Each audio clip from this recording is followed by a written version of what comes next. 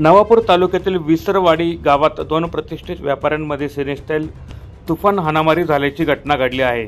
या हाणामारीत एक जबर जखमी झाला असून त्याच्यावर रुग्णालयात उपचार सुरू आहे। घडलेल्या घटनेमुळे या हाणामारीचा सर्वत्र चर्चेचा विषय झाला आहे। पोलीस सूत्रांकडून मिळालेल्या माहितीनुसार स्वप्नील परमेश्वर अग्रवाल राहणार विसरवाडी यांनी विसरवाडी शिवारात एक जागा विकत घेतली होती। सदरची जागा संदीप सुभाष अग्रवाल राहणार विसरवाडी यांना घ्यायची होती।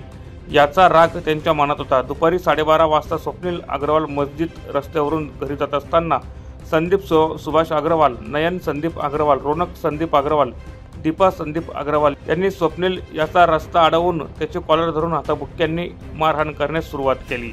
झालेल्या मारहाणीत स्वप्नील हा गंभीर जखमी झाला आहे।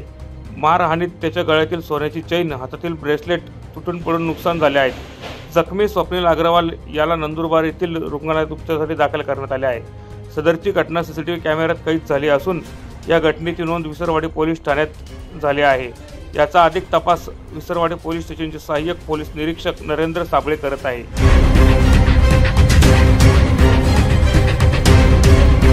प्रतिनिधी साबीर काटेक, माझा महाराष्ट्र न्यूज, नवापूर।